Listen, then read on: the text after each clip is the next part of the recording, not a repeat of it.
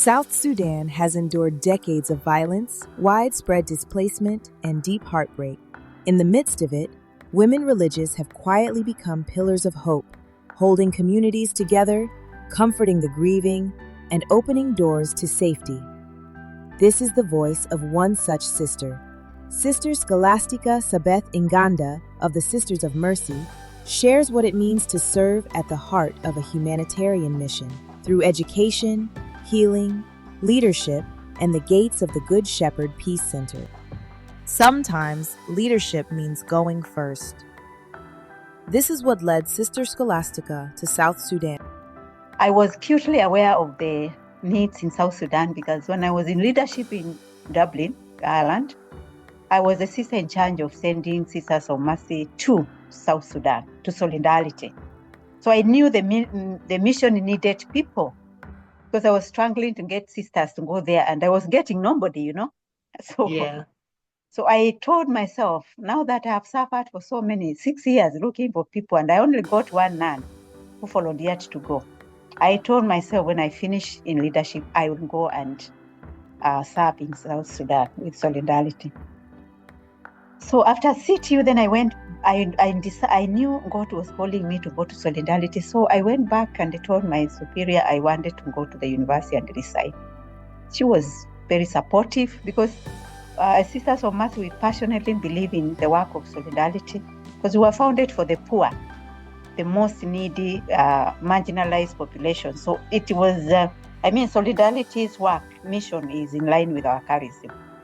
In South Sudan, violence has left many local communities displaced and afraid.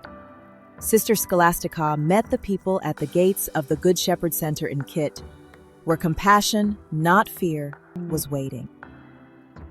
There's one moment that I'll never forget, and this was when I was in the pastoral team, and I lived in Kit in the Good Shepherd Peace Center, and it was a night that there was shooting within the surrounding, and they had actually killed one of the guards of the center, one of the guards that was watching the center.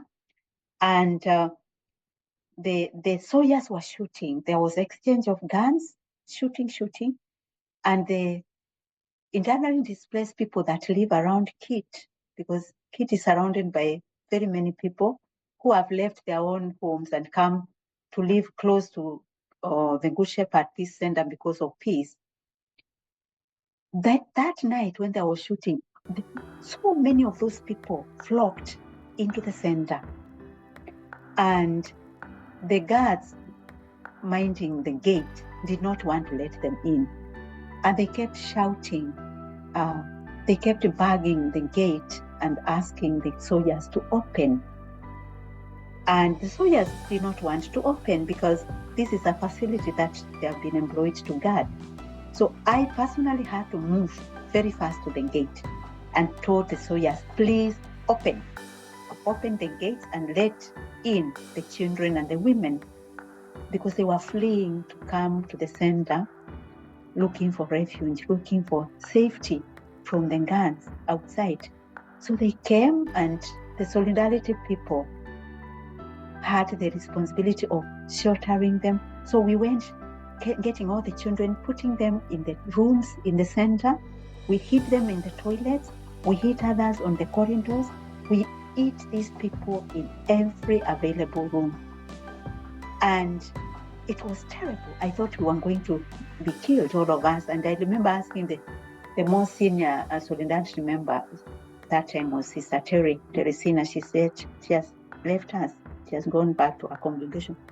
I remember Teresina telling me, "Sko, we are going to die. This is the night, we'll be shot." So I panicked and I called my superior in Kenya. I said, "Sister Mary, we are under attack. So I don't know what will happen." And she asked me, "What are the possibilities that you can be evacuated?" She said, "You have an evacuation card. Can you get onto the plane?" I said, "Mary, it is possible for me. I have a card. I can be evacuated. I have more than 100 people, children, women, and men on this compound. Will the one cat take all of us out of South Sudan? I said, I'm only one life. There are more lives under attack. I'm not the only one. And at that point, she said, I leave you alone. And I told her, thank you.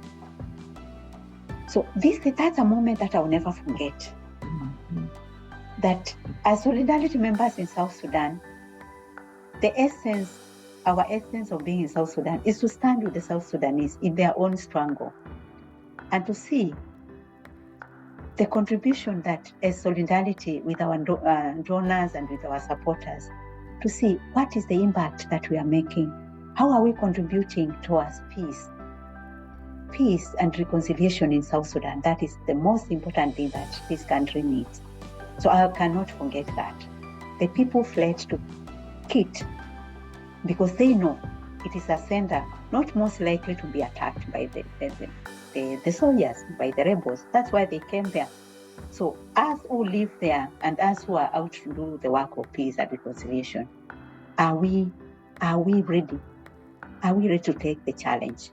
Are we up to the task to do what it is that South Sudan needs to bring about peace and reconciliation in all the forums that we find ourselves in and the interactions we have with these people? Across South Sudan, sisters like Sister Scholasticah step into quiet, difficult places, not to be seen, but to be of service. Their stories remind us what it means to show up with compassion and stay with courage. And with your support, that mission continues. Learn more or give at solidarityfriends.org.